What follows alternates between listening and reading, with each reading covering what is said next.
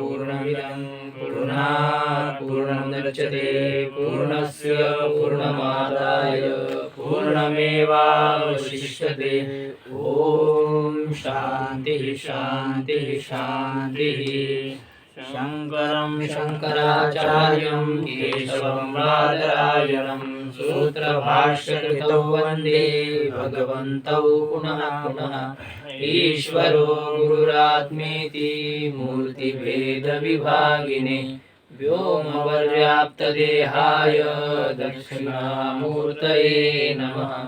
ॐ शान्तिः शान्तिः शान्तिः। यदविद्याविलासेन भूतभौतिकसृष्टयः तन्नौमि परमात्मानं सच्चिदानन्दविग्रहम्।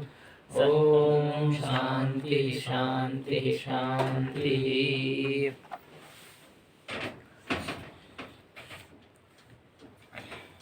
तत्तद विषयाकार वृत्ति उपहित प्रमाता के सत्ता से अतिरिक्त सत्ता का न होना ही विषयगत प्रत्यक्षता का अवच्छेदक है, प्रयोजक है। यह बात हुई तो शंका हो गई थी कि इस लक्षण की तो वृत्ति में अव्याप्ति है, क्योंकि वृत्ति को विषय करने वाली दूसरी वृत्ति यदि मानी जाए तो अनवस्था दोष होगा, और यदि वृत्ति स्वाकार वृत्ति का स्वीकार न किया जाए तो फिर वृत्ति का प्रत्यक्ष नहीं होगा। तो अन्य वृत्ति मानने पर अनवस्था, और यदि अन्य वृत्ति नहीं मानेंगे तो वृत्ति के अप्रतीति का प्रसंग। इस प्रकार से दोनों तरफ से दोष पूर्व पक्षी के द्वारा दिया गया। सिद्धांति ने कहा कि ठीक है, गुरुजी जैसे तार्किक घटत्व में भी अवच्छेदक के लिए घटत्व का स्वीकार करते हैं, वैसे फिर यहाँ पर भी एक वृत्ति का प्रकाशन करने के लिए दूसरे एक वृत्ति का स्वीकार करेंगे, उसके आगे अनवस्था स्वीकार करेंगे तो क्या होगा? ऐसे कहा। हमने कहा स्वीकार किया घटत्व में घटत्वत्व। सिद्धांत मत में माना है क्या? तार्किक मानते तो आपने माने। यहाँ वृत्ति को विषय करने वाली दूसरी वृत्ति, तो वह वृत्ति वह भी तो वृत्ति है, उसको विषय करने वाली तीसरी वृत्ति जरूर मानने पड़ेगी। इसी प्रकार से अनवस्था हो जाएगी। इसलिए वृत्ति को विषय करने वाली दूसरी वृत्ति स्वीकार करने की आवश्यकता नहीं है, वो खुद को विषय करती है। अपने विषय को विषय करते हुए खुद को विषय करती है। वृत्ति का विषय करना मतलब क्या होता है? वृत्ति का विषयाकार होकर के विषयगत आवरण को हटा देना, आवरण भंग करना, ये वृत्ति का विषय करना है। तो वृत्ति जैसे घटादि के आवरण को हटाती है, वो खुद के भी आवरण को खुद ही हटा देती है। उसको अपने आवरण हटाने के लिए दूसरे की आवश्यकता नहीं पड़ती है, ऐसा। और यदि मान लिया जाए तो अनवस्था दोष हो जाता है। तो इस प्रकार से सिद्धांति ने कहा कि वृत्ति खुद ही खुद को विषय करती है। ये कर्म कर्तृ विरोध आएगा। सिद्धांति कहता है वो कोई बात नहीं है, ऐसा है। यहाँ पर दीपक को प्रकाशित करने वाली दीपक की जरूरत नहीं रहती है, वृत्ति को प्रकाशित करने के लिए और किसी वृत्ति की आवश्यकता नहीं पड़ती है। वृत्ति अन्य के आवरण को हटाने पूर्वक खुद के भी आवरण को हटा ही देती है। इस प्रकार से स्वाकार वृत्ति उपहित प्रमाता के सत्ता से अतिरिक्त सत्ताकत्व का अभाव वृत्ति में भी होने के कारण से वृत्ति में प्रत्यक्षता है। इस प्रकार से विचार हुआ था।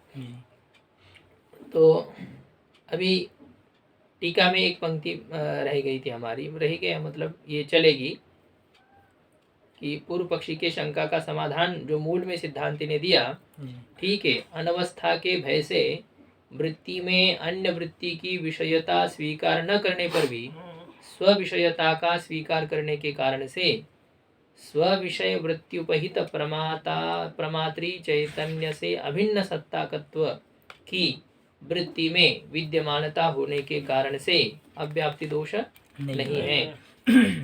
टीका में देखिए, यथा वृत्तेः वृत्त्यंतर विषयत्वे अपि स्वविषयत्वाभ्युपगमात् अव्याप्ति निरासः एवं अंतःकरणस्य तद्धर्माणां कामादीनां च केवल साक्षी विषयत्वे अपि वृत्ति विषयत्व स्वीकारात् न तत्र अव्याप्ति इत्याह।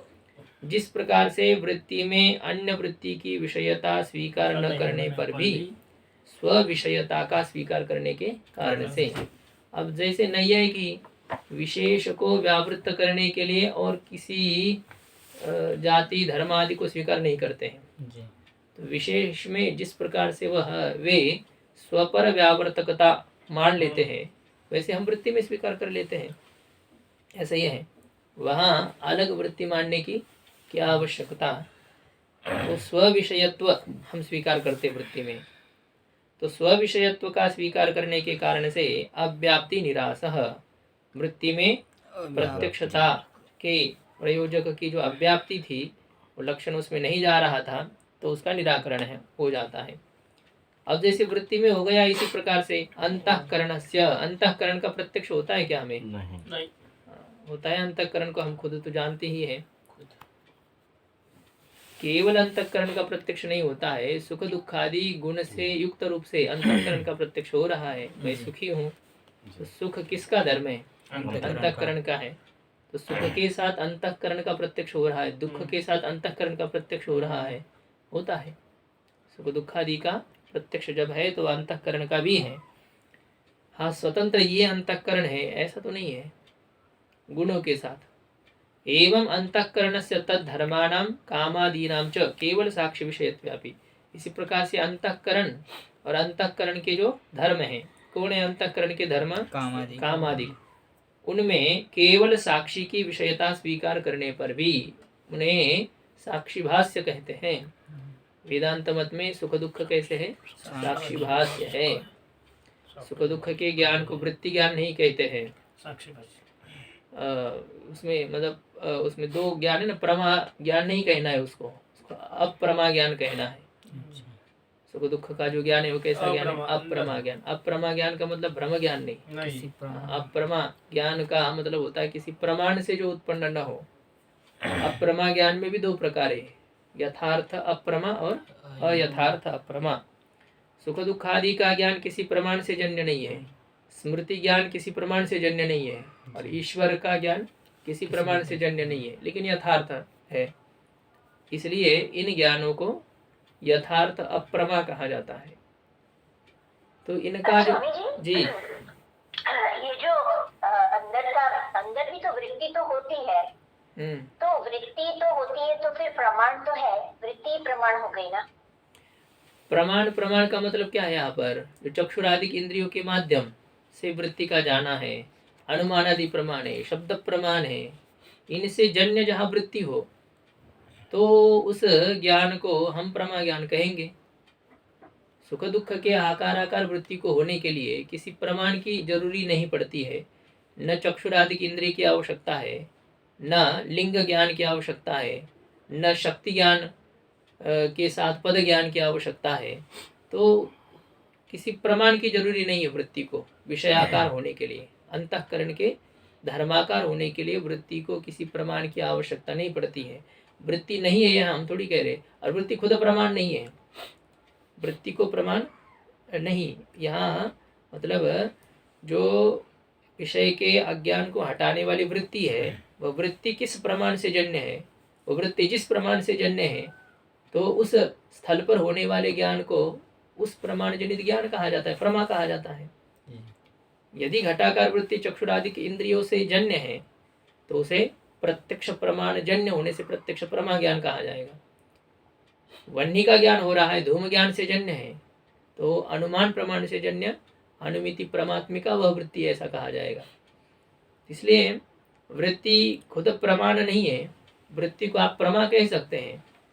वो भी इसलिए कि यदि वो प्रमाण जनित है और विषय के आकार हो चुकी है तो वृत्तौ ज्ञानत्व उपचारात, उपचार से वृत्ति को ज्ञान कह सकते हैं। यह है। तो प्रमाण जैसे प्रत्यक्ष प्रमाण चक्षुरेंद्रिय रहेगी, यह है कि उसका माध्यम जब इंद्रिया बन जाती है तो इंद्रियों के माध्यम से वृत्ति का वहाँ जाना, यह माध्यम इंद्रिया बनती है। वैसे कोई वेदांत मत में प्रत्यक्ष प्रमाण इंद्रिया है यह बात नहीं होती है। तो प्रमाण कौन है? प्रमाण तो यहाँ पर यही होता है, घटाकार वृत्ति को ही वैसे प्रमाण कहा गया है। मतलब चक्षुरादिक इंद्रियों के माध्यम से जो घटाकार वृत्ति हो गई, वह घटाकार वृत्ति ही वस्तुतः प्रमाण है। और घटाकार वृत्ति के कारण से जो घट ज्ञान वाला मैं हो, इस ज्ञान को ही प्रमा कहते हैं। जो सांख्य ने तो इस प्रकार से किया था कि व्यवसाय ज्ञान ही प्रमाण है और अनव्यवसाय ज्ञान ही प्रमा है। जी।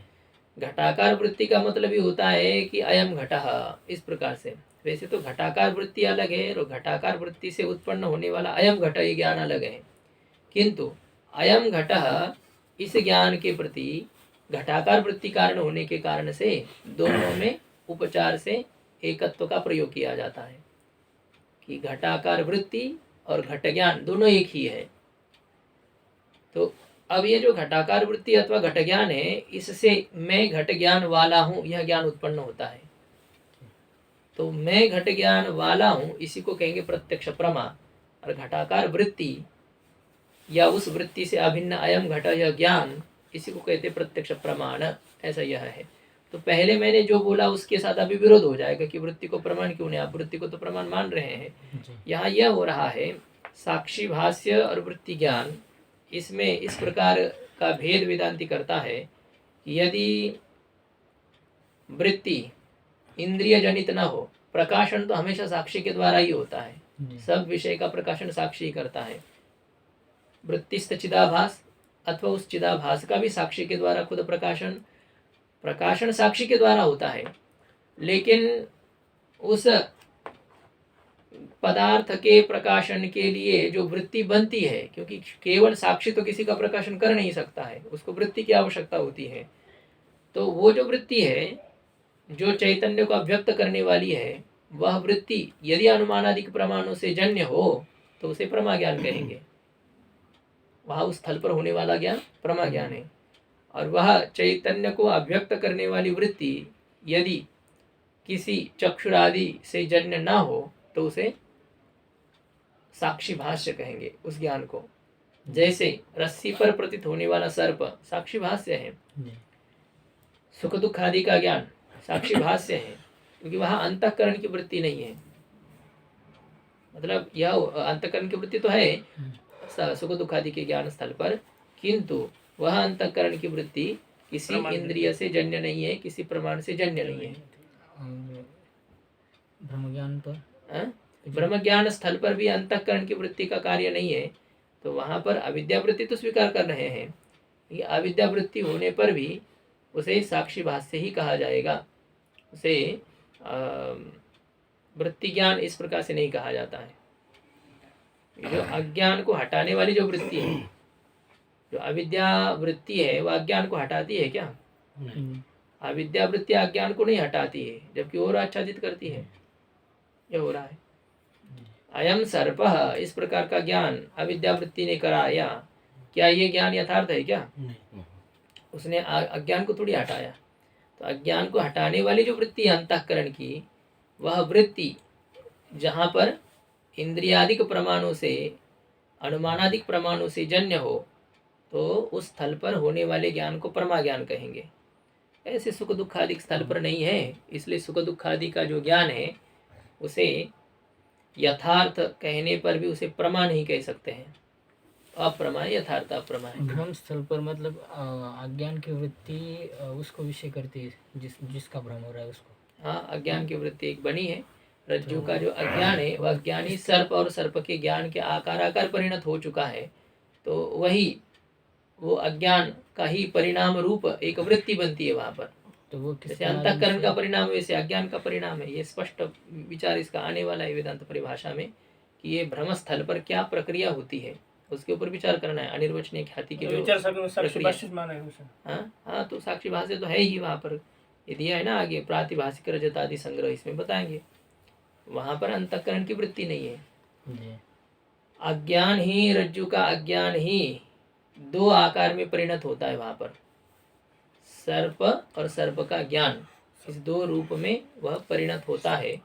तो सर्प के आकार जो वृत्ति वहां पर बनी है, सर्प का प्रकाशन साक्षी के द्वारा करने के लिए, तो वह वृत्ति अंतःकरण की नहीं है, वह अविद्या की वृत्ति, अविद्या का उपरिणाम है, व्यष्टि अज्ञान। तो जब वृत्ति इंद्रियादि से जन्य हो तो वहां पर होने वाले ज्ञान को प्रमा ज्ञान, वृत्ति ज्ञान ऐसा कहेंगे। नहीं तो ज्ञान यदि हो रहा है तो उसे साक्षी भाष्य इसी प्रकार से कहा जाता है। साक्षी के द्वारा प्रकाश्य, भाष्य भास्री दीप्त है ना, साक्षी भाष्य का मतलब साक्षी के द्वारा प्रकाश्य वह है, ऐसा ही है। तो अंतःकरण और अंतःकरण के जो सुख दुखादिक धर्म हैं वे क्या है, केवल साक्षी के विषय है। वो क्या है, केवल साक्षी के विषय है। घटादिक पदार्थ भी साक्षी के विषय है, लेकिन वह केवल साक्षी की विषयता नहीं है, वह इंद्रियादिक प्रमाणों की भी विषयता है ना। तो इंद्रियादिक प्रमाणों के विषयता के बिना जहाँ पर साक्षी की विषयता हो उसे साक्षी भाष्य कहेंगे। तो अंतःकरण और अंतःकरण के धर्म जो कामादिक है उनमें केवल साक्षी विषयत्व होने पर भी वृत्ति विषयत्व स्वीकार, यद्यपि वो केवल साक्षी के विषय है फिर भी वृत्ति के विषय है। अब पूर्व पक्षी शंका करेगा, केवल कह रहे हो और फिर वृत्ति के विषय भी कह रहे हो। केवल साक्षी के विषय है और वृत्ति के विषय, वृत्ति के भी विषय है, तो केवल क्यों कह रहे हो? केवल पद से क्या कहना चाह रहे हो आप? तो केवल पद से क्या कहना है तो उसको बताएंगे हम, किसका निराकरण करना चाह रहे केवल शब्द के द्वारा।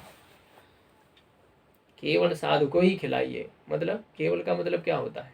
अन्य को, अन्य जो है गृहस्थी आदि है उनको नहीं है इधर, और किसी को, साधु को। ये तो सफेद कपड़े पहन करके कोई विद्यार्थी आया तो वो साधु है क्या? नहीं, आजकल की भाषा में नहीं है वो। अब जब नहीं है तो फिर क्या है, फिर भी उसकी व्यावृत्ति नहीं होती वहाँ पर, क्योंकि वो तो अब है, वो तो उतना जितना बेचारा खाएगा तो उतना सेवा भी तो करा ही जाएगी उसको, करे ना करे। तो ये जो होता है केवल पद से वहाँ जो व्यावृत्ति होती है वह किसी ब्रह्मचारी की नहीं है। वहाँ केवल पद से अन्य किसी पैंट शर्ट पहन करके और जो गृहस्थी लोग हैं तो उनकी व्यावृत्ति है। तो यहाँ केवल साक्षी की विषयता होने पर भी वृत्ति की विषयता स्वीकार करने से अंतःकरण और अंतःकरण के धर्मादि में भी अव्याप्ति नहीं है। मन का अप्रत्यक्ष है, मन का प्रत्यक्ष नहीं मानते जैसे, किंतु फिर भी हमें अप्रत्यक्ष हो जाता है अपने मन आदि का भी। आकार ऐसा है, मन इस प्रकार से इतना बड़ा इतना छोटा ये ना भी हो, किंतु फिर भी आज मैं बहुत दुखी हूँ, आज मैं बहुत सुखी हूँ, आज मेरे अंतःकरण में बहुत क्रोध है, द्वेष है, राग है। इस प्रकार से वृत्तियों के साथ साथ उस वृत्ति वाले मन आदि का भी प्रत्यक्ष हो जाता है, वेदांत मत में माना जाता है। तो केवल साक्षी की विषयता होने पर भी वृत्ति की विषयता भी अंतःकरण और अंतःकरण के धर्मादि में होने के कारण से न तत्र अव्याप्ति ही, अंतःकरण के धर्मादि में प्रत्यक्षता की अव्याप्ति नहीं है। इस स्थिति आह, मूल में देखिए, एवं च अंतःकरण तद्धर्मादीनां केवल साक्षी विषयत्वेपि तत्तदाकार वृत्त्याभ्युपगमेन उक्त लक्षणस्य तत्रापि सत्वात् न अव्याप्ति। इस प्रकार से अंतःकरण और अंतःकरण के जो धर्म है उनमें केवल साक्षी की विषयता होने पर भी तत्तदाकार वृत्ति का स्वीकार करने से अंतःकरण और अंतःकरण के धर्मादि के आकार धर्म का मतलब पाप पुण्य नहीं है, वहाँ भले वृत्ति तदाकार हो जाती है लेकिन उस विषय में योग्यता नहीं है, धर्मादि का प्रत्यक्ष नहीं होगा।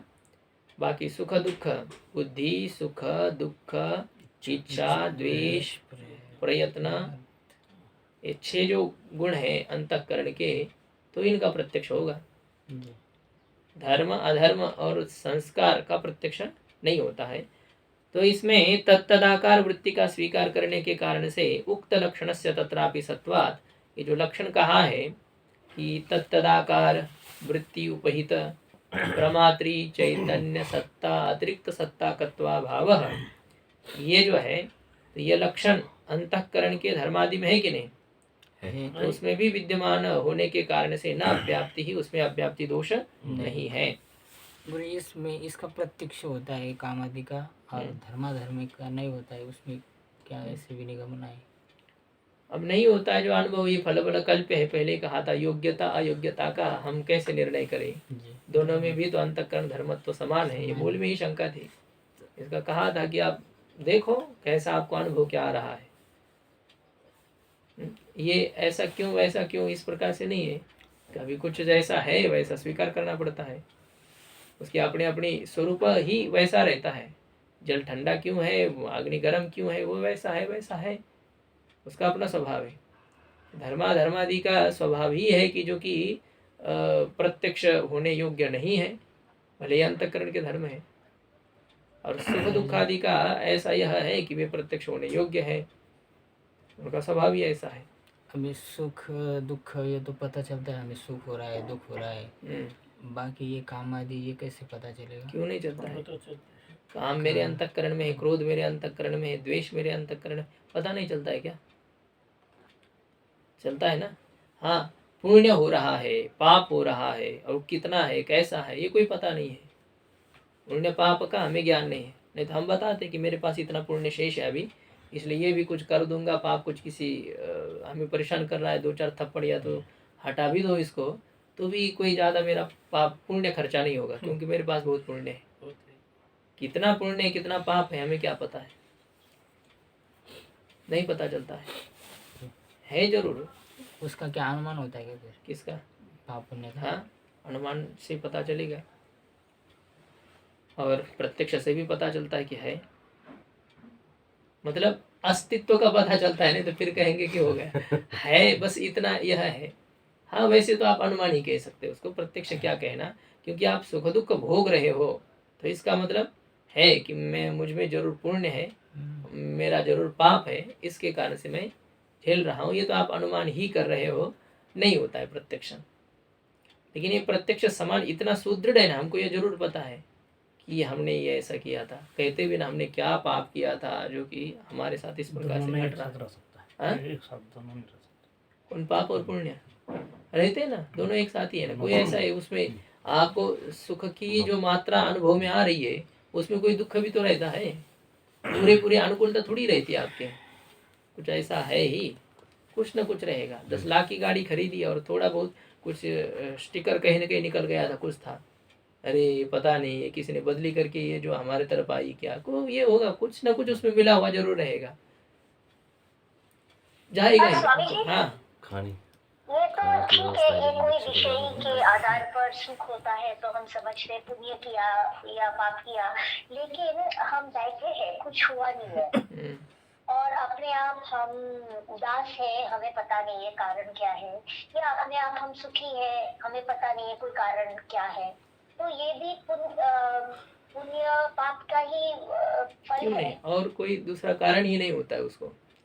हमें पता नहीं कि सुख हो रहा है, मतलब क्या होता है कि कुछ ना कुछ ऐसी एक घटना घटने वाली है। आपको पता है, जो कुछ घटना होने वाली रहती है उससे पहले हमको अंदर से पता चलता है, लेकिन हम उसको उतना ध्यान नहीं देते उसके तरफ। जो होने वाला होता है, अपशकुन होना या शुभ शकुन होना, ये भी एक प्रकार से होता है कि मुझे बहुत प्रसन्नता का अनुभव हो रहा है आज, क्या ऐसा क्यों हो रहा है, तो जरूर कुछ ना कुछ अच्छी घटना घटने वाली है। मतलब आपके कर्म आपको पहले ही क्या करते हैं, सतर्क करते हैं कि देखो आज तुम्हें यह होने वाला है।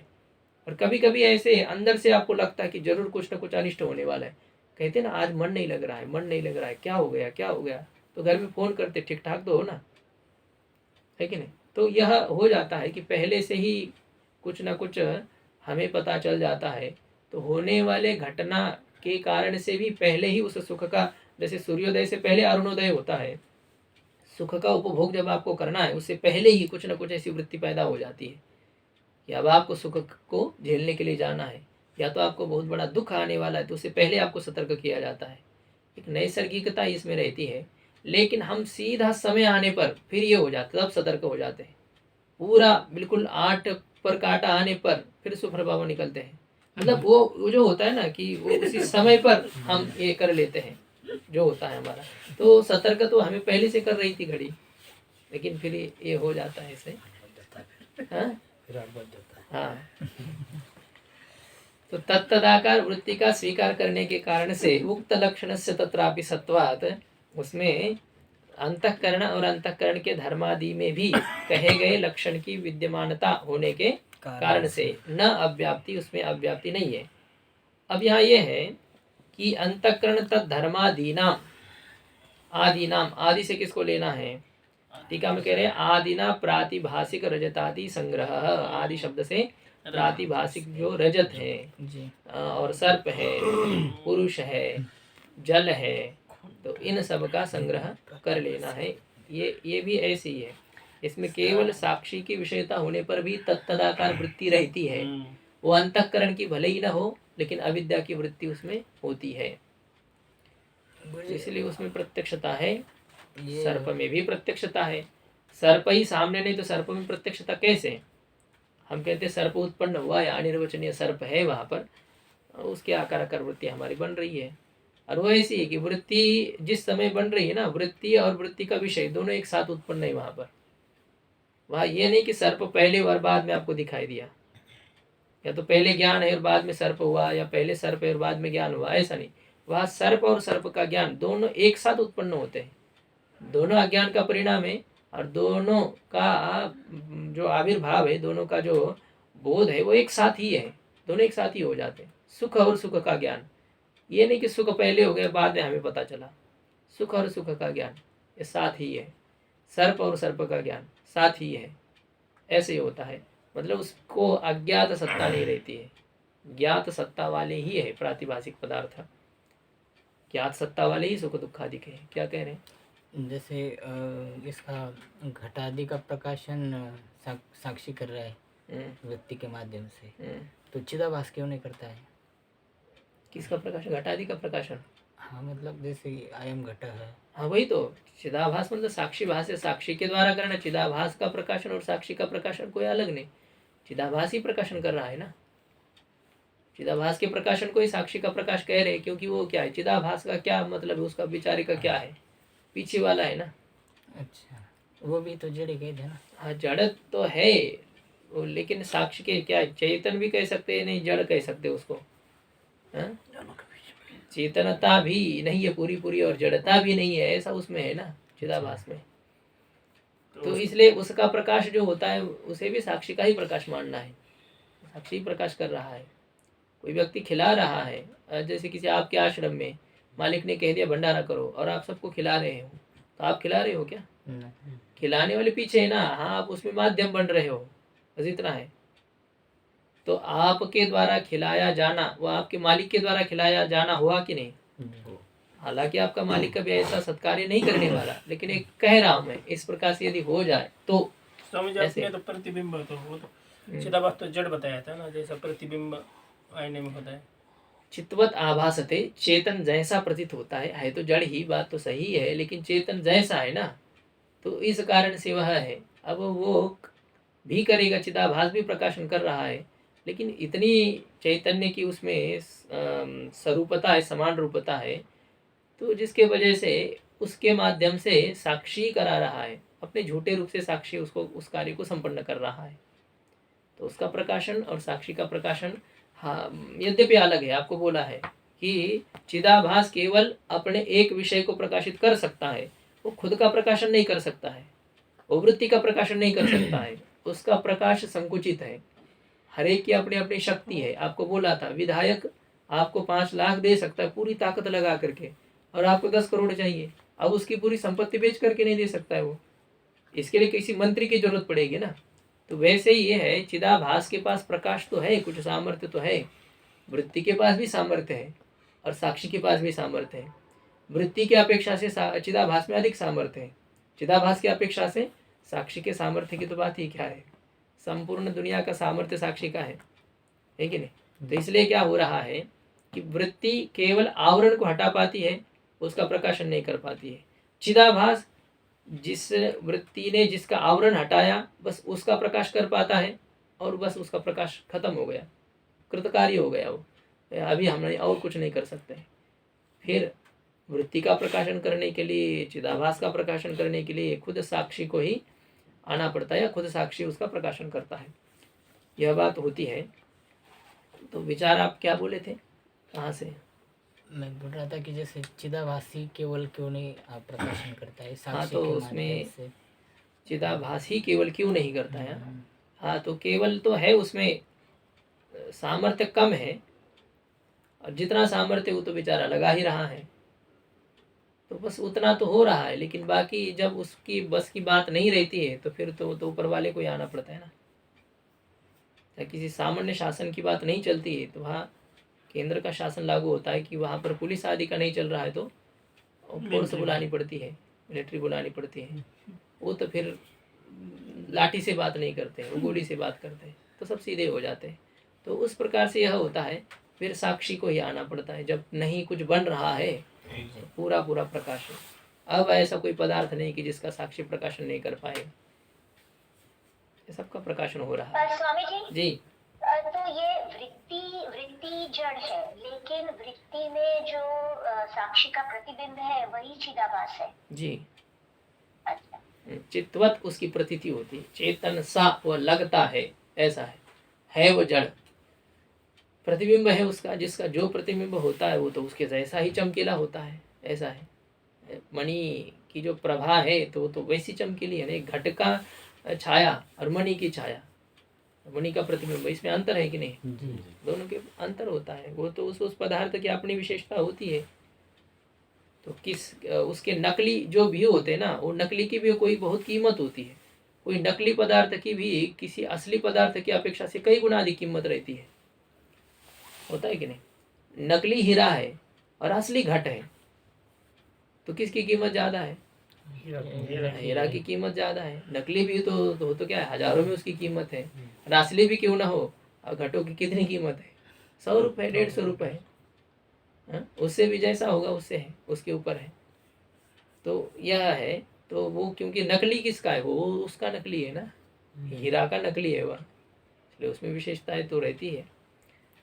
ये है। अब आगे कह रहे हैं, ननु वृत्त्यादि व्यावर्तक केवल पद विरोधात् कथम वृत्ति विषयत्वम अभ्युपगन्तुम शक्यम इत्याशंक्य परिहरति। पूर्व पक्षी शंका करता है, एक जगह केवल कह रहे हो और फिर कह रहे कि वृत्ति विषयता भी है, तो भी आपको कहना है तो केवल क्यों कह रहे हो? जी, अरे तुम आज केवल रोटी खाओ, केवल रोटी खाओ मतलब चावल नहीं खाओ, ऐसा कहने वाले का भाव ये था। जी, लेकिन केवल रोटी कैसे खा सकते हैं, कैसे अंदर जाएगी केवल रोटी?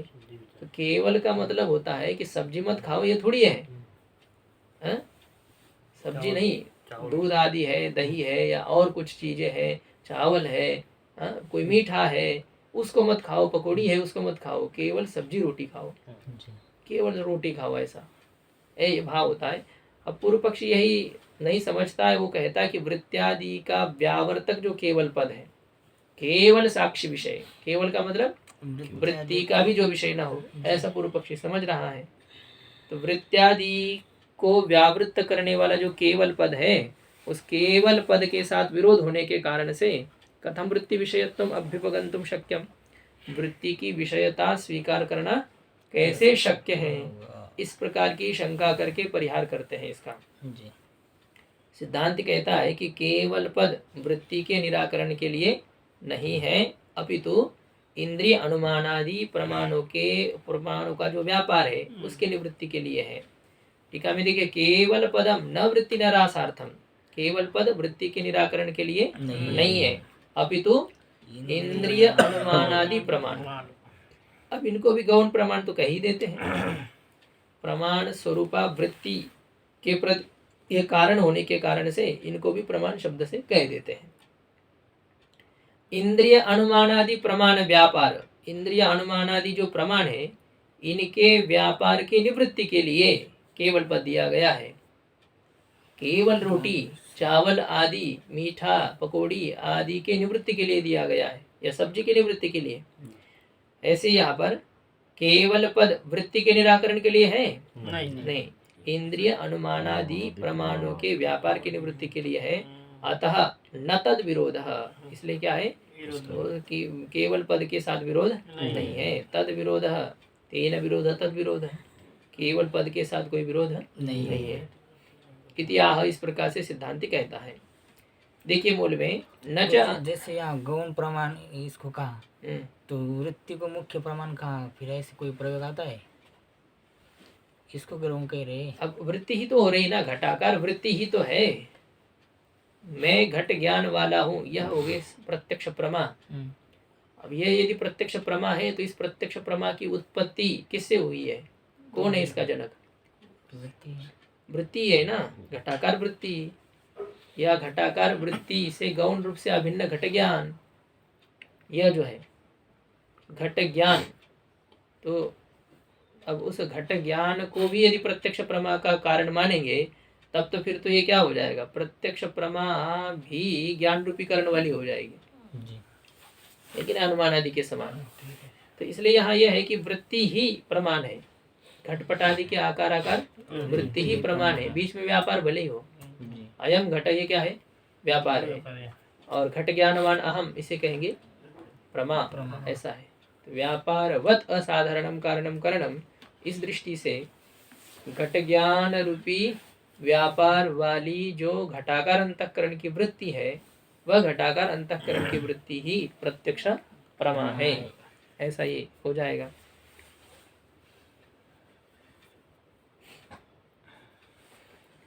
न च अंतःकरण तद्धर्मादीनां वृत्ति विषयत्वाभ्युपगमे केवल साक्ष्य विषयत्वाभ्युपगम विरोध इति वाच्यम। यदि अंतःकरण और अंतःकरण के धर्मादि में वृत्ति की विषयता स्वीकार करने पर केवल साक्षी विषयत्व का जो स्वीकार है उसके साथ विरोध होगा। केवल कैसे, जब आप वृत्ति विषयता भी मान रहे हो साक्षी के साथ साथ, तो फिर केवल साक्षी विषयता का स्वीकार करने में विरोध है कि नहीं? हाँ, उस स्वीकार के साथ विरोध है। इति, इस प्रकार से पूर्व पक्षी कहे, सिद्धांति कहता है कि नच वाच्यम, ऐसा तुम्हें नहीं कहना चाहिए। समझो, हम केवल पद से किसको हटाना चाहते हैं? केवल तुम आना मतलब क्या होता है, और किसी को मतलब क्या क्या जो विपरीत था, जो जिसको हम हटाना चाहते उसके लिए कहा गया है। और तीसरे की बात नहीं है, किसी को हटाने की बात नहीं है। तो नहीं वृत्ति बिना साक्षी विषयत्व, केवल साक्षी विषयत्व, ऐसा क्यों नहीं कहना चाहिए? क्योंकि वृत्ति के बिना साक्षी विषयता ही केवल साक्षी वेद्यता है, ऐसा नहीं है। वृत्ति के बिना ही साक्षी का विषय बनना, इसी को साक्षी विषयता नहीं कहते, साक्षी ज्ञेयता नहीं कहते हैं जी। अपितु इंद्रिय अनुमानादि प्रमाण व्यापार मंत्रेण साक्षी विषयत्व, इंद्रिय अनुमानादि प्रमाणों के व्यापार के बिना साक्षी का विषय होना ही केवल साक्षी विषयता है। इंद्रिय है, अनुमान है, इन जैसे कि घट के आकार वृत्ति आदि होनी है, घट का जब प्रत्यक्ष होना है तो उस जगह इंद्रिय प्रमाण का व्यापार है कि नहीं, चक्षु रूपी प्रमाण का। हाँ, तो चक्षु रूपी प्रमाण का व्यापार है। वन्नी के ज्ञान स्थल पर अनुमान प्रमाण का व्यापार है, गाम आनय स्थल पर शब्द प्रमाण का व्यापार है। तो इन प्रमाणों के व्यापार के बिना साक्षी का विषय होना ही केवल साक्षी विषयता है। वहाँ वृत्ति का निराकरण नहीं किया जा रहा है ना। किसी मैया को कह रहे तुम अकेली आना, तुम्हें अकेली को निमंत्रण है। अब अकेली को निमंत्रण है मतलब क्या, वो छोटे से बच्चे को नहीं लेकर के आएगी। हाँ, तुमको तो केवल कह दिया था, तुम इसको कैसे लेकर के आएगी? भाई वो केवल का मतलब तुम्हारे पति को नहीं ले आना है, और के कोई तुम्हारी जो है जेठानी देरानी जो कुछ होती है, सास ससुर जी, उनको नहीं ले आना, तुम अकेले आना। बच्चे को अकेले शब्द से थोड़ी हटाया जा सकता है, ऐसा यह है। तो इंद्रिय हम व्याकरण में देखते हैं तो न केवल प्रकृति प्रेत, तो वहाँ पर तो केवल प्रकृति है ना। क्या है वहाँ तो केवल मतलब एक का ही व्यावर्तन कर रहे वहाँ तो देखना है ना। आप अकेले आ जाना का मतलब क्या है? आपके बीवी को न ले आना, आपके बच्चे को न ले आना, यार तो होता है क्या? जहाँ है ही नहीं वहाँ क्या मतलब है? जब अकेली है तो मैया का दृष्टांत इसलिए दिया, जिसको हो तब की बात है ना। अकेले होने पर ही कोई जरूरी नहीं पड़ती वहाँ पर, ऐसा है। अब प्रकृति को कोई है क्या? प्रकृति के आगे पीछे प्रातिपदिक के, प्रातिपदिक तो अकेला ही होता है ना।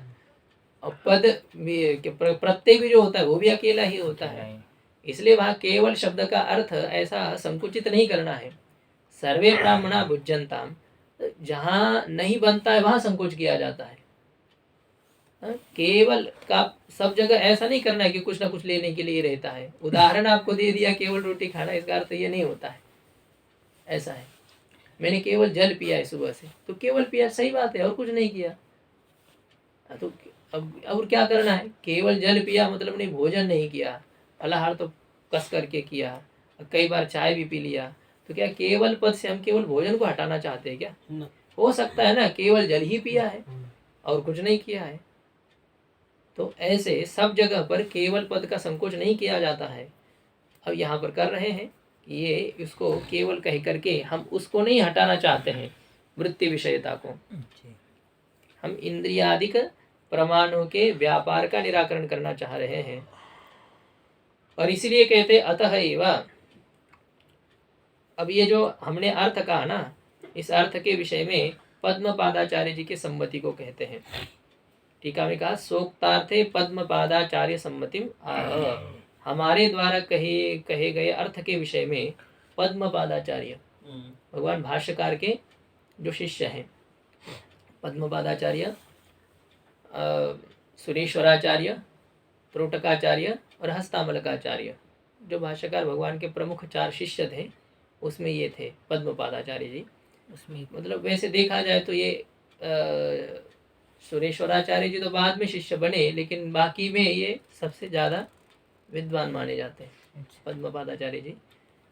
जो ब्रह्म सूत्र पर व्याख्या इन्होंने लिखी थी, वार्तिक लिखने का प्रयास इन्होंने ही किया था, क्योंकि इन्होंने प्रधानता से विरोध किया था। सुरेश्वराचार्य जी को भगवान भाष्यकार ने कहा कि आप इसके ऊपर वार्तिक लिखिए।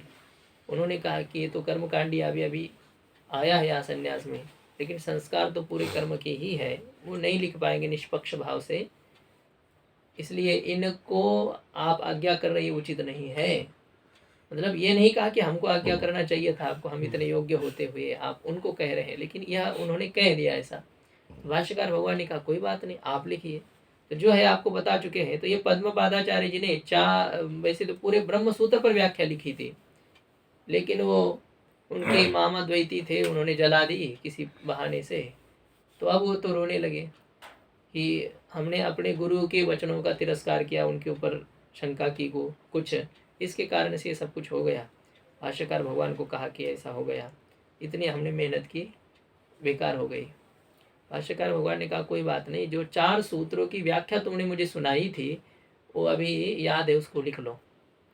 तो भाष्यकार भगवान ने वो जो सूत्र की व्याख्या पहले सुनी थी वार्तिक उनका, तो उसको फिर भाष्यकार भगवान बोले, पद्मपादाचार्य जी ने लिखा, उसी को कहते पंचपादिका। पंचपादिका नाम का उनका ग्रंथ है, बहुत कठिन ग्रंथ है। अब उसके ऊपर विवरण नाम की टीका है प्रकाशात्मा मुनि की। तो ये ग्रंथकार तो कह रहे हैं अहंकार टीकायाम।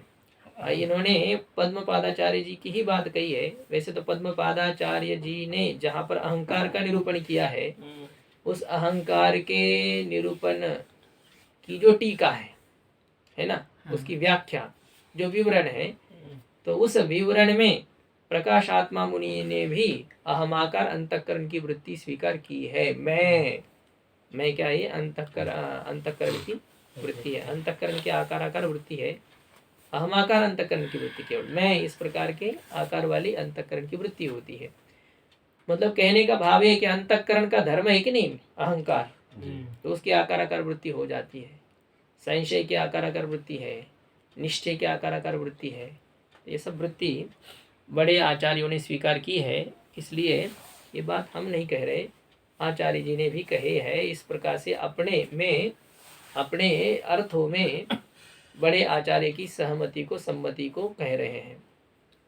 अंतःकरण के वृत्ति को स्वीकार करने के लिए प्रमाण दे रहे। अहमाकार अंतःकरण की वृत्ति, अंतःकरण के धर्म अहंकार को विषय करने वाली वृत्ति होती है, इसमें प्रमाण है। अच्छा, अभी कहा ना कि अंतःकरण और तद्धर्मादि में भी वृत्ति विषयता है, तो अंतःकरण का धर्म में वृत्ति विषयता, इसमें क्या प्रमाण है? तो कहते हैं अहमाकार वृत्ति है, ऐसा जो कहा गया है। अहंकार की व्याख्या की जो टीका है, मतलब पंचपादिका में अहंकार का जो प्रसंग है, उसके ऊपर जो विवरण नाम की टीका है, उसमें प्रकाशात्मा मुनि ने अहमाकार वृत्ति स्वीकार की है। अंतःकरण का धर्म जो अहंकार, उसमें वृत्ति विषयता है, इस विषय में यह प्रमाण रूप से कहा जा रहा है। अतः एव अहंकार टीकायाम आचार्य ही अहमाकार अंतःकरण वृत्ति अंगीकृता। इसीलिए ही, मतलब यहाँ पर केवल साक्षी विषयता का मतलब वृत्ति विषयता का निराकरण नहीं है। इसलिए ही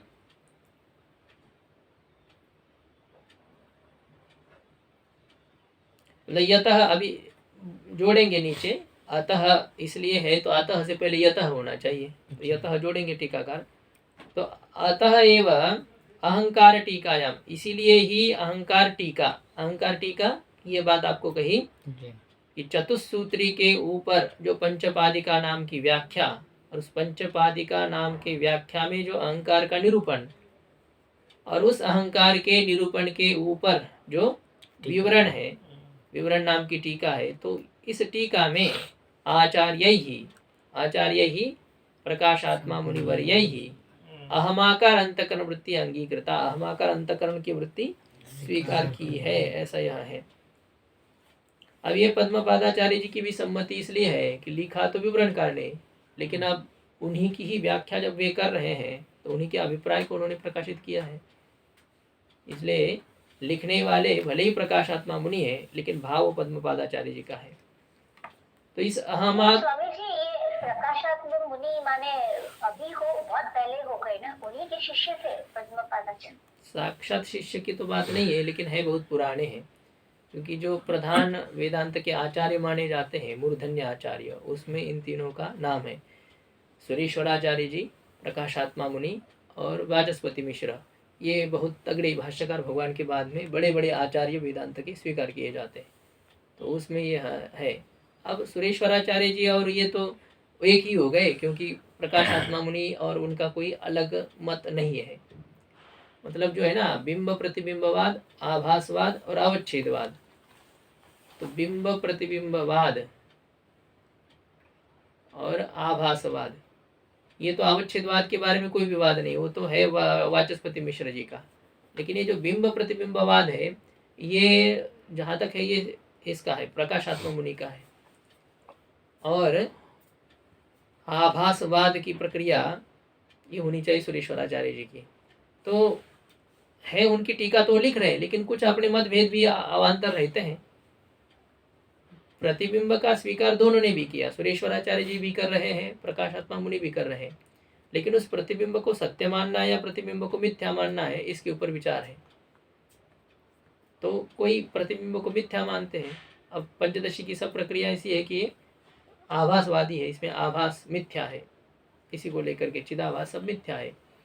लेकिन बिंब प्रतिबिंबवाद में प्रतिबिंब भी सत्य है, बिंब ब्रह्म है और उस ब्रह्म का प्रतिबिंब ही जीव है। तो जैसा ब्रह्म सत्य है, उसी प्रकार से उसका प्रतिबिंब जीव भी सत्य ही है, इस प्रकार से वो कहा जाता है। ऐसा ही है, इसमें भेद स्वीकार नहीं किया जाता है। ठीक है, तो उसमें अहंकार की जो टीका है, उस अहंकार के ऊपर, अहंकार के प्रसंग में जो टीका है, उस टीका में आचार्यों ने, आचार्य ही आदर के लिए बहुवचन किया, प्रकाशात्मा मुनिवर्य ही अहमाकार अंतःकरण की वृत्ति स्वीकार की है।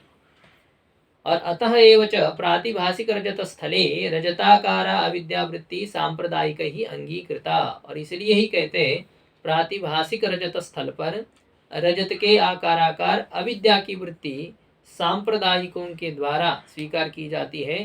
सांप्रदायिक, संप्रदाय में जो होने वाले और भी जो सर्वज्ञात्म मुनि आदिक विद्वान हैं, संक्षेप शारीरिककार, तो उनके द्वारा भी प्रातिभाषिक रजत स्थल पर रजताकार अविद्या की वृत्ति मानी जाती है। मतलब जहाँ साक्षी भाष्य है, केवल साक्षी विषयता है, वहाँ भी वृत्ति का स्वीकार किया जाता है।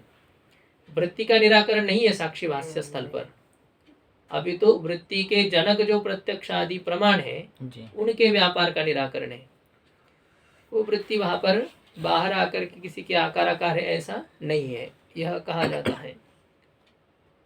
तथा च अंतःकरण तद्धर्मादिषु केवल साक्षी वेदेषु वृत्ति उपहितत्व घटित लक्षणस्य सत्वात् न अव्याप्ति। तो कहने का भाव ये हो गया कि अंतःकरण और अंतःकरण के धर्म जो केवल साक्षी के द्वारा गेय है, उसमें वृत्ति उपहितत्व घटित जो लक्षण है, तत्तदाकार वृत्ति उपहित प्रमात्री सत्तातिरिक्त सत्ता कत्वा भावः, ये अंतःकरण और अंतःकरण के धर्मादिक विषयों में विद्यमान है कि नहीं लक्षण? तो इस लक्षण की विद्यमानता होने से उसमें अव्याप्ति दोष नहीं है। टीका में देखिए, यतः न वृत्तेः केवल पद व्यावर्त्यत्वम्, क्योंकि वृत्ति में केवल पद की व्यावर्त्यता नहीं है, केवल पद के द्वारा हटाने योग्य वृत्ति नहीं है। तो क्योंकि वृत्ति केवल पद के द्वारा हटाने योग्य नहीं है, इसीलिए ही, अतः एव, इसीलिए ही अहम वृत्ति अवच्छिन्नम एवं अंतःकरणम चैतन्य विषयम विषय भावम आपद्यते। अहम, मैं, इस प्रकार के वृत्ति से विशिष्ट जो अंतःकरण है, वह अंतःकरण चैतन्य के विषयता को प्राप्त होता है। चैतन्य का विषय जब अंतःकरण है तो केवल चैतन्य का विषय है क्या? नहीं। अहमाकार वृत्ति विशिष्ट अंतःकरण ही चैतन्य के विषयता को प्राप्त होता है। इति, इस प्रकार से अहंकार टीकायाम आचार्य ही अहम इत्याकारा अंतःकरण विषया वृत्ति अंगीकृता। तो इस अहंकार टीका में आचार्यों के द्वारा मैं, इस आकार वाली अंतःकरण विषयक वृत्ति स्वीकार की है। अहमाकार अंतःकरण विषया वृत्ति ही, अहमाकार अंतःकरण ही विषय है जिसका इस प्रकार की वृत्ति स्वीकार की है। इस प्रकार का अर्थ है। किन्होंने स्वीकार की है? सांप्रदायिकों ने। तो सांप्रदायिक कौन है? सर्वज्ञ मुनि प्रमुख ही, सर्वज्ञ मुनि जिसमें प्रधान है, और भी जितने बड़े बड़े हैं, सर्वज्ञात्म मुनि, संक्षिप्त शारीरिक कार, तो ये जिसमें प्रधान है, ये थे, साक्षात शिष्य थे, सुरेश्वराचार्य जी के चेला थे। तो इन्होंने ये स्वीकार किया है। अंतःकरणादीनां वृत्ति विषयत्वे निर्विवादे सति फलितम अव्याप्ति निराकरणम उपसंहरति। कहते अंतःकरण आदि में वृत्ति विषयता के विषय में निर्विवादता होने पर, अंतःकरण आदि में वृत्ति विषयता है, यह निर्विवाद होने पर, इसमें कोई विवाद नहीं है, यह सिद्ध होने पर क्या निष्पन्न हुआ? अव्याप्ति निराकरणम, अव्याप्ति का निराकरण हो गया। अब जो अव्याप्ति का निराकरण निष्पन्न हुआ है, उस अव्याप्ति के निराकरण का उपसंहार करते हैं। फलितम किम फलितम,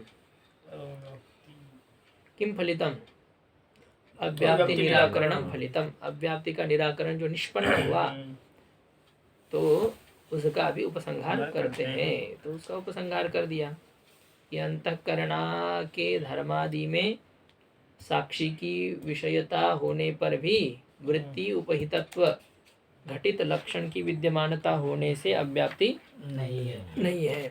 टीका में देखिए, श्रोत्री सुख प्रतिपत्तये दत्तैहि विशेषणैहि निष्पन्न लक्षणम निष्कृष्य दर्शयति।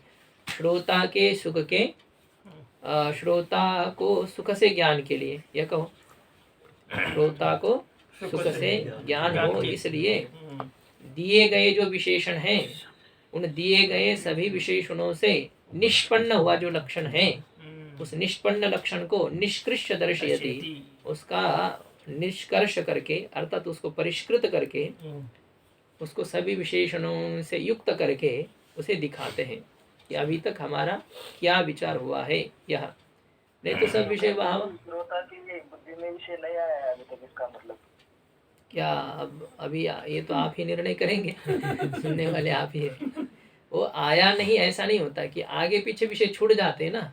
अब क्या क्या जोड़ा गया, क्या क्या, वो तो सब नहीं रहता है ना। तो उन सभी आगे पीछे का एक साथ उसके ऊपर प्रकाश डालने के लिए तो कुछ बोला जाता है, यहाँ वो लोकन न्याय करके कि अभी तक हमने यह विचार किया, तो अब हम आ जाते कि हाँ अब ये हो चुका है कुछ, इसलिए पहले नींद में होता है, क्या पहले नींद में हो, बाद में अंत में एक बार में सुन रही है। हाँ, तो ये ठीक है, आपकी तरफ से ऐसे भी है। मतलब सब अपने अपनी जो समस्या है उसका ये हो जाता है। एक बार पहले कुछ कोई नहीं सुन पाया है तो वह फिर से एक बार ध्यान देगा, ऐसे होता है। कहते हैं दोबारा एक बार देख लो, अभी हाँ अच्छा सा ध्यान दो, ऐसा कहते हैं। तो तद अयम निर्गलित कहते कि वह यह, इससे निष्पन्न अर्थ हो गया। तद, ये जो अभी तक का जो विचार है तो उसका यह अर्थ निर्गलित, यह अर्थ नितराम गलित, गल तो भाषण ही है, गृह निगरणे धातु का ही। तो ये कहा गया, निष्पन्न हो गया, निकल गया, ऐसा अर्थ हो जाता है कि ये उस अभी तक के विचार का यह अर्थ निष्पन्न हुआ, यह अर्थ नितराम कहा गया, सम्यक प्रकार से कहा गया, मतलब निष्पन्न हुआ, यह अर्थ निष्पन्न हुआ है। क्या अर्थ निष्पन्न हुआ है? स्वाकार वृत्ति उपहित प्रमात्री चैतन्य सत्तातिरिक्त सत्ताकत्व शून्यत्वे सति योग्यत्वम विषयस्य प्रत्यक्षत्वम, ये विषय की प्रत्यक्षता है। वर्तमान कोई आवश्यकता नहीं दिया है वर्तमान, तो जब उसके आकार वृत्ति हो रही है, प्रमाता की सत्ता से अतिरिक्त सत्ता नहीं है, तो विषय तो वर्तमान ही रहना है। हाँ, ये समझ लेना है वैसे, क्योंकि फिर तो ये हो जाता है। हाँ, जरूरत तो वैसे नहीं पड़ेगी, क्योंकि स्मृति ज्ञान में अतिव्याप्ति का वारण करने के लिए पहले वर्तमान विशेषण दिया गया था। अब यहाँ जैसे कि क्या हो चुका है, घट का हमें स्मरण हो रहा है, तो घटाकार वृत्ति हमारे अंतःकरण के अंदर ही बनी, क्योंकि विषय तो सामने है नहीं। तो घटाकार वृत्ति उपहित जो साक्षी है, उस साक्षी के सत्ता से अतिरिक्त सत्ता घट की है या नहीं है? नहीं है, घट की है ना। देखिए, ऐसा यदि है तो पर्वत वह्निमान है, इस स्थल पर वह्नि के आकार वृत्ति बनी कि नहीं? वह्नि के आकार वृत्ति बनी है, लेकिन वह्नि के आकार वृत्ति उपहित प्रमाता के सत्ता से अतिरिक्त सत्ता वह्नि की है या नहीं है? अतिरिक्त सत्ता वह्नि की है। तो वैसे ही जो अतीत सुख दुख आदि जो हो जाएंगे, तो हाँ, सुख दुख आदि जब होंगे तो वहाँ फिर से आपत्ति तो है ही। घटादि के तो ठीक है, अतिरिक्त सत्ता है, लेकिन सुख दुख आदि की अतिरिक्त सत्ता कहाँ है? मैं पहले सुखी था, ज्ञान हमें हो रहा है, तो सुखाकार अंतःकरण की वृत्ति बनी कि नहीं?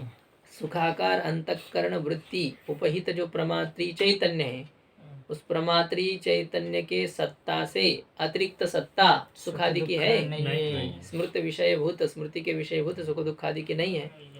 और सुख दुख आदि में योग्यत्व है कि नहीं है? तो फिर अतीत स्मृति के विषय में भी प्रत्यक्षता का प्रसंग आएगा, ये तो बात है। तो इसलिए यहाँ भी विषय का वर्तमानता विशेषण होना ही चाहिए।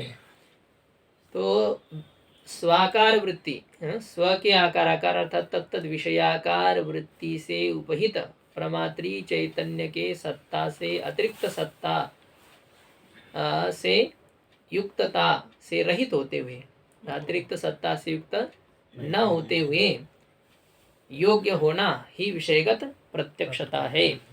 और किसमें क्या पहले विषय का विशेषण जो वर्तमानत्व दिया था, वो तो केवल उपलक्षण में जो निराश द्वारा जो अतिव्याप्ति का निराकरण करने के लिए वर्तमानत्व विषय में विशेषण दिया था। नहीं, वो नहीं, वो तो उपहित की बात हो रही थी। प्रमाण क्या है? वृत्ति अवच्छिन्न चैतन्य, अवच्छिन्न कर तो उपहित, वहाँ उपहितता के लिए उपलक्षण, उपहित कह करके उपलक्षण की आवृत्ति हो रही थी, उपलक्षित की। वर्तमान पद का प्रयोजन यही था कि स्मृति ज्ञान में अतिव्याप्ति ना हो, तो यहाँ पर भी स्मृति ज्ञान के विषय में अतिव्याप्ति ना हो, इसलिए क्या कहना चाहिए? वर्तमान तो पद होना ही चाहिए, ऐसा ये विचार है। तदायम निर्गलित अर्थ तदायम, तो यहाँ पर तदायम ये समस्त पद है। तद तस्य पूर्वोक्तस्यायम, तस्यायम इति तदायम, पूर्व में कहे गए का यह निष्पन्न अर्थ है। जो अभी तक भाषण हमने दिया, तो कहते ना, अरे आप कहना क्या चाह रहे हो, बोलते जा रहे हो, इतना बस की, लेकिन कुछ तो बताओ, तुम्हारा भाव क्या है। एक निचोड़ उसका बताया जाता है कि क्या है। तो ये तस्यायम इति तदयम, अथवा तत् नाम तस्मात् अयम, उससे यह अर्थ निष्पन्न हो गया, इतने विचार से यह अर्थ निष्पन्न हो गया। तो उसमें स्वाकार वृत्ति दिया है। अब देखिए उसकी व्याख्या कर रहे, स्वम का अर्थ विषय और तदाकारणम तद गोचरा।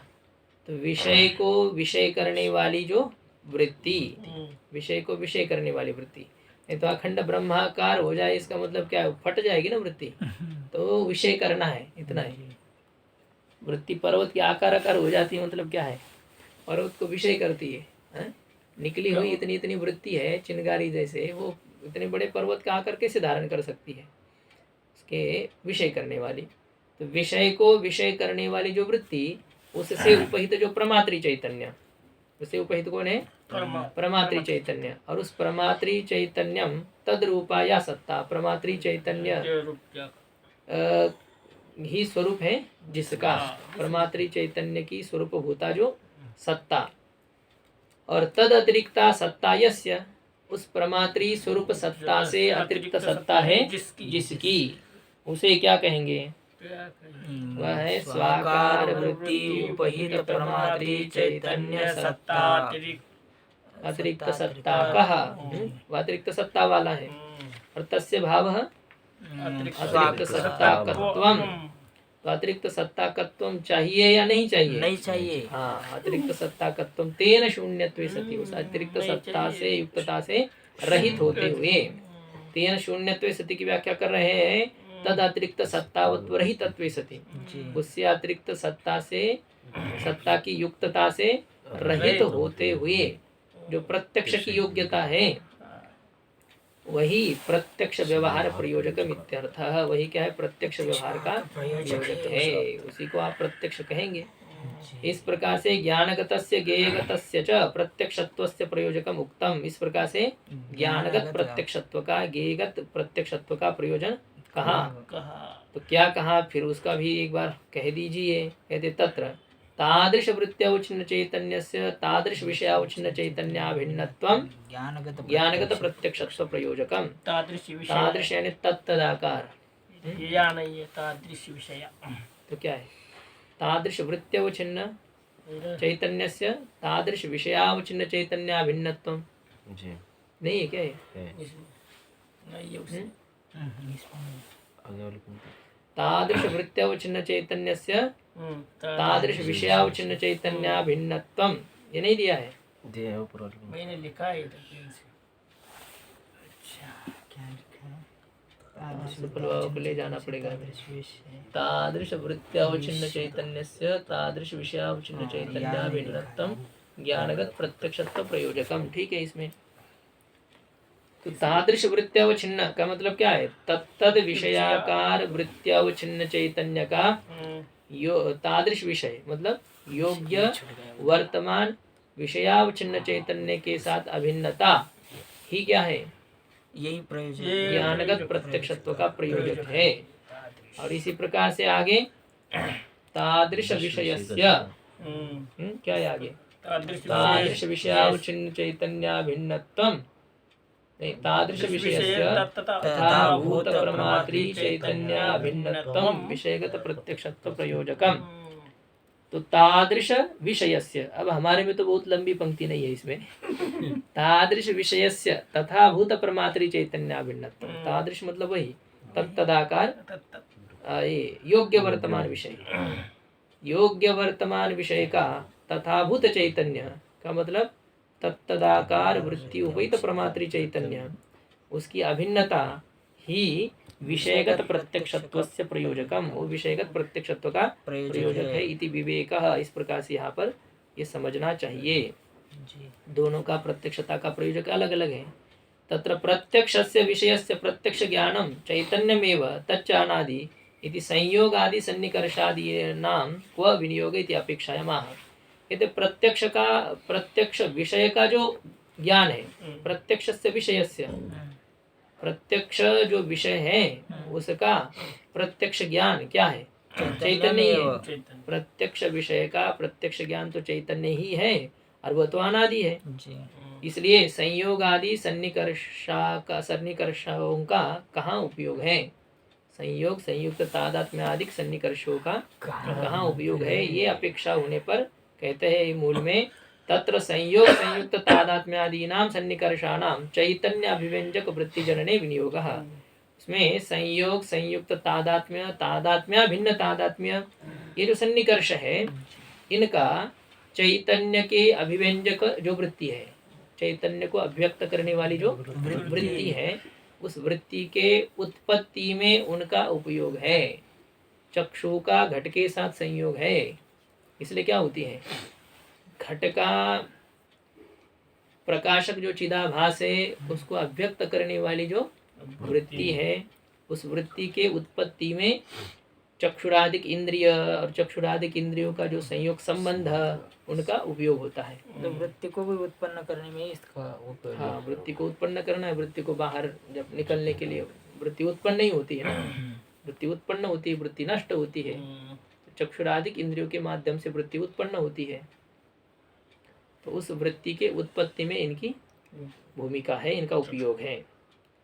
संबंधों संयोग का। उत्पन्न करेगा वृत्ति को। हाँ, चक्षु का संयोग है, वो भी कारण है ना वृत्ति का। जी।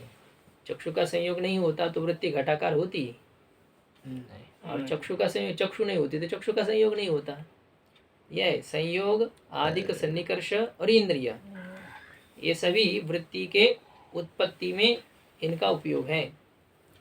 ठीक है, देखिए, उक्त रीत्या उभय प्रयोजक सिद्धे सती, तो क्या कहते हैं, तत्र, तत्र का अर्थ है कहे गए पद्धति से दोनों प्रकार के प्रयोजक की सिद्धि होने पर संयोग संयुक्त तादात्म्यम संयुक्ताभिन्न तादात्म्यम इति एवं रूपानाम सन्निकर्षाणाम। तो संयोग संबंध, संयुक्त तादात्म्य संबंध और संयुक्त अभिन्न तादात्म्य संबंध इस स्वरूप वाले, हाँ ठीक है, ऐसा भी है, तादात्म्य अभिन्न तादात्म्य संबंध, तादात्म्यम अभिन्न, ऐसा है क्या? तादात्म्यम जी, क्या तादात्म्यम अभिन्न तादात्म्यम। हाँ, तो ये तो है। इसमें कोई कह रहे, इसमें टिप्पणी में हमारे दिया, ये मुद्रित पुस्तक तत्पाठ प्रमाद भ्रष्ट प्रतिभाति, ये प्रमाद से आया है यहाँ पर, ऐसा प्रतीत होता है। तादात्म्य भिन्न तादात्म्य करते तो ये है, तादात्म्यम अभिन्न तादात्म्य, ऐसा ये अर्थ करने में भी असुविधा होती है इसकी। तादात्म्येन अभिन्नः, तादात्म्येन अभिन्नम तादात्म्य भिन्नम, तादात्म्य भिन्नं च तत्तादात्म्यम तादात्म्य भिन्न तादात्म्यम, ऐसे ये है। तो संयोग संबंध, संयुक्त तादात्म्य संबंध और संयुक्ता भिन्न तादात्म्य कर दिया ना, तो ये तो संयुक्त तादात्म्य भिन्न तादात्म्यम या तादात्म्य भिन्न तादात्म्यम यही होना चाहिए। आपकी इसमें क्या पाठ है सुफल बाबा? संयुक्त अभिन्न तादात्म्य में से क्या ना, संयुक्त से अभिन्न तादात्म्य। ठीक है, संयुक्त जो घटादिक है उससे अभिन्न जो तादात्म्य है, घटत्व रूप आदि का, लेकिन वो तो संयुक्त तादात्म्य तक ही सीमित रह गए ना। हमें तो संयुक्त तादात्म्य से भी आगे चलना है ना जी।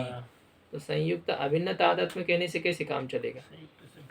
तो संयुक्त तादात्म्य और संयुक्त अभिन्न तादात्म्य में क्या अंतर रह गया है कि नहीं जी? हाँ, ये जो हो रहा है इसमें, तो संयुक्त तादात्म्य भिन्न तादात्म्य संबंध ये तो ठीक था। तो संयोग संबंध, संयुक्त तादात्म्य संबंध और तादात्म्य भिन्न तादात्म्य संबंध, ये वैसे संबंध होने चाहिए तीन। तादात्म्य से अभिन्न तादात्म्य संबंध, तो घट में रूपादि का तादात्म्य है। स्वामी जी, हाँ, मेरे में ब्रैकेट में अलग करके लिखा है क्या? संयोग संयुक्त तादात्म्यम संयुक्त अभिन्न तादात्म्य, उसके बाद ब्रैकेट में लिखा है तादात्म्य अभिन्न तादात्म्य। तादात्म्य म भिन्न या भिन्न? अभिन्न म है ना बीच में। जी जी। हाँ, तो फिर वो नहीं बन रहा है ना तादात्म्य म भिन्न। तो तादात्म्य को अभिन्न तादात्म्य, वो कैसे, उसका अर्थ करने में असुविधा हो रही है ना। ये समास करना चाहिए था, तादात्म्य भिन्न तादात्म्य, तादात्म्य व तादात्म्य संबंध। ऐसे तो हम देखते हैं जो मान में उदय आदि में। तो इस प्रकार के स्वरूप वाले जो सन्निकर्ष हैं, इन सन्निकर्ष का उपयोग कहाँ है? घट है ना, और घटगत रूप, रूपत्व, शब्द और शब्दत्वावच्छिन्न चैतन्य अभिव्यंजक जो वृत्ति है। देखिए, घटाकार वृत्ति, घटगत रूपाकार वृत्ति, रूपत्व, शब्द, शब्दत्व, इनके आकाराकार वृत्ति के उत्पत्ति में, मतलब इनसे अवच्छिन्न जो चैतन्य है, इनसे अवच्छिन्न चैतन्य के अभिव्यंजक जो वृत्ति है, इन चैतन्य को अभिव्यक्त करने वाली जो वृत्ति है, तो उस वृत्ति के उत्पत्ति में इनका उपयोग होता है। मतलब घट अवच्छिन्न चैतन्य को वृत्ति कैसे अभिव्यक्त करेगी? घटावच्छिन्न चैतन्य को वृत्ति अभिव्यक्त नहीं करती। तो ये इसलिए कहा जा रहा है कि वृत्ति जब घटाकार हो गई ना, वृत्ति जब घटाकार हो गई तो घटाकार वृत्ति और का अधिष्ठान चैतन्य और घटावचिन्न चैतन्य दोनों एक है ना। तो घटावचिन्न चैतन्य की अभिव्यंजक अभिवृत्ति हो गई। वृत्ति जैसे स्वावचिन्न चैतन्य को अभिव्यक्त करती है, तो वही वृत्ति यदि घटावचिन्न चैतन्य से भिन्न नहीं रही तो वह क्या कर रही है, घटावचिन्न चैतन्य को भी अभिव्यक्त कर रही है। ऐसे तत्तद विषयावचिन्न चैतन्य को अभिव्यक्त करने वाली जो वृत्ति है, उस वृत्ति के उत्पत्ति में इनका विनियोग है, इनका उपयोग है, इस प्रकार का अर्थ है। ओम पूर्णमदः पूर्णमिदं पूर्णात् पूर्णमुदच्यते पूर्णस्य पूर्णमादाय पूर्णमेवावशिष्यते। ओम शांति शांति शांति।